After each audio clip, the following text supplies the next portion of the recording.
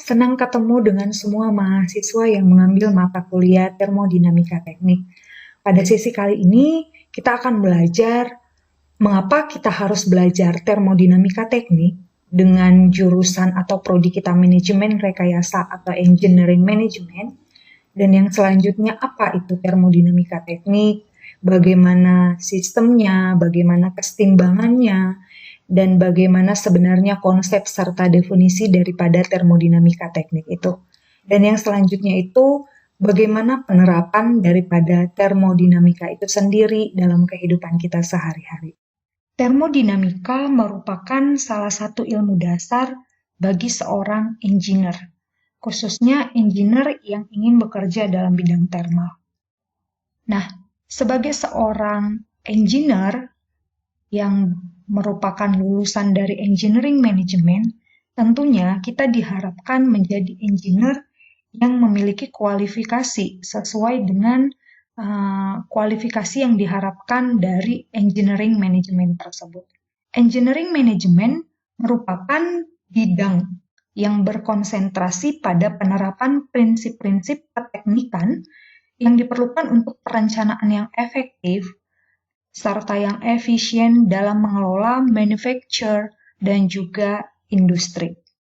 Yang berarti dari sini bidang MR itu gitu atau engineering management itu merupakan bidang yang berkonsentrasi pada penerapan daripada prinsip keteknikan. Jadi dia merupakan aplikasi ataupun penerapan dari prinsip keteknikan.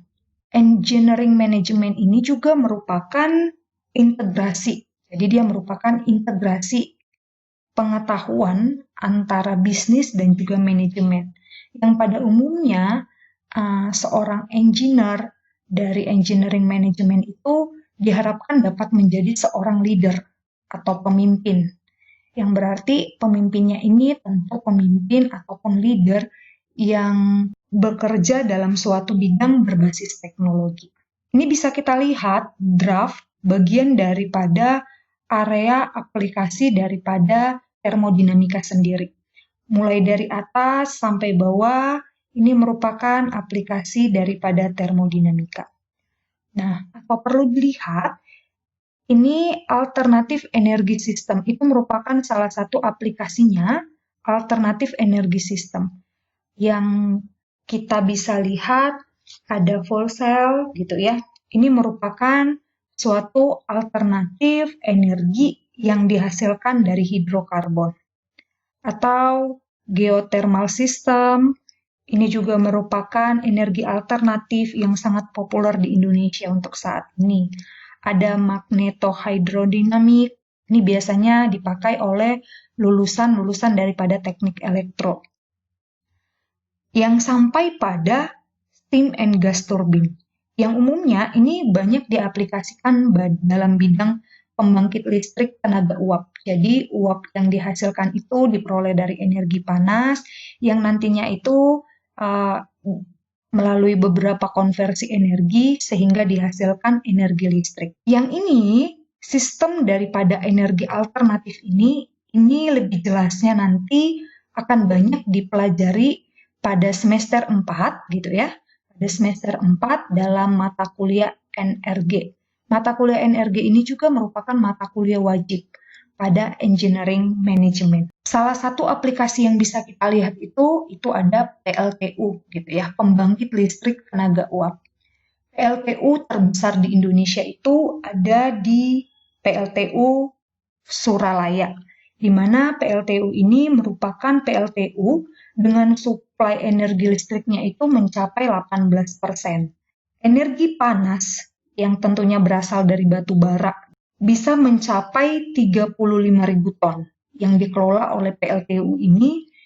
Kita bisa bayangkan sebanyak apa dan sebesar apa gitu sehingga dia bisa mensuplai, PLTU ini sendiri bisa mensuplai 18% energi listrik di Indonesia.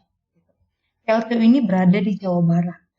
Nah, atau ada proses lain yang bisa kita lihat gitu. Ini ada refrigerator atau kita sering sebut dengan kulkas. Nah, di belakang kulkas ini ada siklus refrigerasi yang terjadi. Nah, siklus refrigerasi yang terjadi ini terjadi perubahan panas, yaitu pengambilan energi panas dari makanan yang nantinya energi ini akan dibuang ke lingkungan sekitar. Nah, di sini ada terjadi proses kondensasi, proses evaporasi, di mana di sini ada kondenser. Kondenser itu dalam bentuk pipa yang mirip seperti ini, nih, atau ada kompresor juga, di mana kompresor itu kalau kamu tahu di belakang kulkas itu ada tabung yang berbentuk warna hitam. Nah, itu merupakan kompresor. Nah, di sini akan terjadi perpindahan panas, gitu ya. Nah, perpindahan panas ini merupakan perpindahan panas yang diperoleh daripada energi panas dari makanan dan akan dibuang ke lingkungan sekitar. Atau aplikasi lain daripada termodinamik itu ada pada mesin motor gitu. Di mana energi kimia yang awalnya energi kimia kita peroleh dari sumber bahan bakar gitu. Ini akan diubah sehingga menghasilkan energi gerak. Jadi awalnya itu dari energi kimia hingga menghasilkan energi gerak tentu ada terjadinya proses daripada konversi energi di sini. Proses terjadinya konversi energi di sini tidak menutup kemungkinan bahwa ada terjadinya proses perubahan energi panas. Dari aplikasi daripada penerapan termodinamika yang sudah kita pelajari sebelumnya, sekarang kita belajar apa sebenarnya termodinamika itu sendiri. Termodinamika berasal dari bahasa Yunani yang berarti termos, di mana termos ini artinya panas, dan dynamic. Kita tentu tahu dynamic ini apa. Berarti adanya terjadi perubahan. Nah, dari sini bisa kita simpulkan bahwa termodinamika itu sendiri merupakan perubahan panas yang terjadi. Perubahan panas yang terjadi ini akan menghasilkan energi, gitu, bentuk energi lain. Jadi, panas ini merupakan juga energi. Nah, jika terjadi perubahan panas, gitu ya, terjadi saya sebut misalnya ini perubahan kalornya atau Q. Ketika terjadi perubahan panas atau Q, berarti ada delta Q, gitu. Nah, ketika terjadi perubahan panas ini, maka akan dihasilkan bentuk energi lain. Nah, bentuk energi lain ini bisa menjadi sebuah kerja, gitu ya, kerja ataupun daya. Tujuan dari termodinamika ini sendiri yaitu mempelajari konversi energi panas, gitu ya, mempelajari konversi energi panas menjadi kerja. Langkah yang paling penting untuk menganalisis bagian keteknisan adalah menetapkan bagian yang akan dianalisis. Sistem termodinamika itu memisahkan ruang yang terbatas atau kumpulan dari lingkungannya yang dibatasi oleh suatu permukaan. Jadi dalam hal ini saya buat contohnya itu ada piston silinder. Nah, pada piston silinder ini kita bisa lihat yang mana sistem. Sistem itu merupakan bagian yang dipisahkan dan ini menjadi pusat perhatian. Nah, di sini kita bisa lihat ini sistemnya. Dan di sini ada yang disebut dengan boundary. Boundary itu merupakan suatu batasan tertentu gitu ya. Yang dalam hal ini kita gunakan garis putus-putus. Kita gambarkan dengan garis putus-putus. Nah, ada yang disebut dengan lingkungan, di mana lingkungan ini merupakan segala sesuatu bagian yang di luar sistem, namun ini akan mempengaruhi daripada kelakuan sistem secara langsung. Dalam hal ini kita bisa lihat bahwa karena ini ada massa di sini, jadi akan terjadi moving boundary-nya. Jadi ketika massanya ini semakin besar, jadi di sini ada yang disebut dengan moving boundary. Moving boundary atau terjadi perubahan batasannya. Perubahan batasan ini akan mempengaruhi sistem yang ada pada sistem termodinamika ini yang dalam hal ini adalah piston silinder. Klasifikasi sistem ini berdasarkan jenis pertukaran yang terjadi antara sistem dan lingkungan. Jadi ada terjadinya pertukaran antara sistem dan lingkungan. Nah, ini dibagi dalam 3 bagian, yang antaranya itu ada closed system, open system, isolate system. Closed system ini merupakan sistem di mana tidak terdapatnya massa yang melewati batas. Namun dalam hal ini terjadi perpindahan energi dengan lingkungan atau sistem lain, seperti itu. Nah, sementara untuk open system, aliran massa dan boundary-nya itu, dan boundary itu melewati batas. Dan untuk isolate system, ini tidak adanya perubahan massa, tidak adanya perubahan panas, atau kerja dan lingkungannya. Jadi dia berada dalam keadaan isolasi.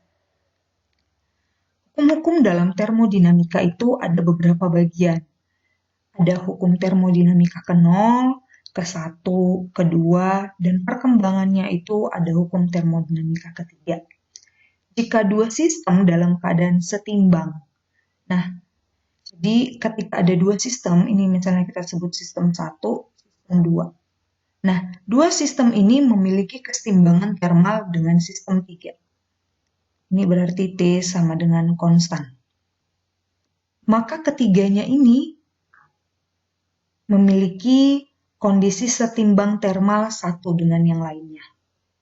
Ini yang disebut dengan hukum termodinamika ke-0. Berikutnya, hukum termodinamika 1. Hukum ini menyatakan perubahan energi dalam suatu sistem termodinamika itu sama dengan jumlah kalor yang disuplai ke dalam sistem kerja. Jadi, perubahan energi itu sama dengan energi kalor yang disuplai ke dalam sistem.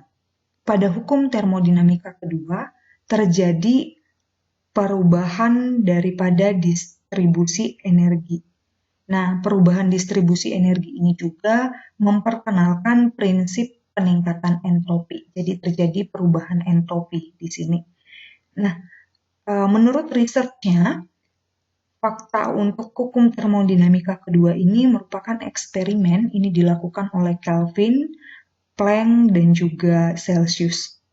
Kelvin, Planck, dan juga Celsius. Sementara untuk hukum termodinamika ketiga, ini dinyatakan dengan bahwa ini dinyatakan hukum termodinamika ketiga dinyatakan dengan bagaimana daripada sistem ini mencapai temperatur nol absolut. Yang dalam artian temperatur nol absolut itu berarti T sama dengan 0, dan karena temperatur nol absolut, semua proses akan berhenti dan entropi sistem akan mendekati nilai minimum. Dalam suatu termodinamika, ada yang disebut dengan volume spesifik, tekanan, dan temperatur. Nah, volume ini, tekanan, dan temperatur inilah yang akan mempengaruhi hukum termodinamika. Baik hukum termodinamika ke-0, ke-1, ke-2, dan juga ke-3. Jadi ada volume, tekanan, dan temperatur. Bagian yang ketiga inilah yang akan nantinya mempengaruhi daripada hukum termodinamika. Jika keadaan sistem berubah, berarti adanya interaksi sistem dan lingkungan, sehingga ini akan memberikan perubahan keadaan. Pada kesetimbangan termodinamik, tidak terdapat perubahan keadaan. Jadi ada yang disebut dengan kesetimbangan termodinamika. Kesetimbangan termodinamika ini berarti tidak adanya perubahan keadaan.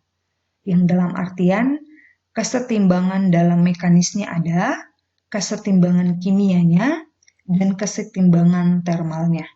Kita sudah belajar pada semester 1 apa-apa saja kemungkinan yang terjadi dalam sebuah termodinamika itu.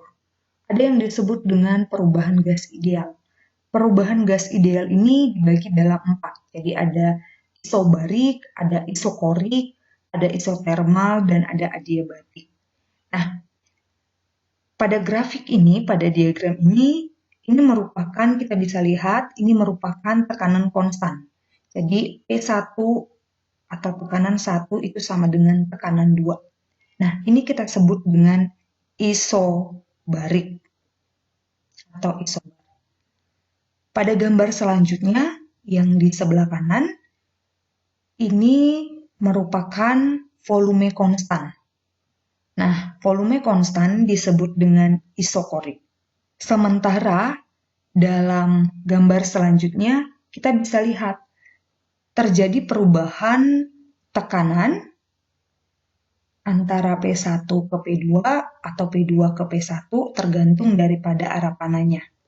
Dan terjadi perubahan volume. Nah, terjadi perubahan tekanan dan juga volume yang dalam hal ini merupakan pada waktu T sama dengan konstan. Jadi, temperaturnya itu dalam keadaan konstan sehingga kita sebut dengan isotermal.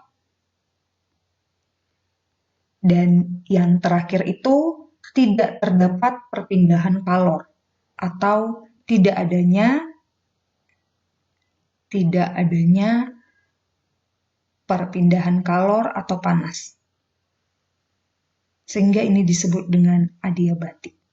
Jadi ada 4 perubahan gas ideal yang terjadi, yaitu pada tekanan konstan, maka yang berubah itu adalah volumenya. Pada volume konstan, maka akan terjadi perubahan pada tekanannya. Pada T konstan atau suhu konstan, maka akan terjadi perubahan pada tekanan dan juga pada volume. Nah, yang satu lagi ini tidak adanya terjadi perubahan kalor.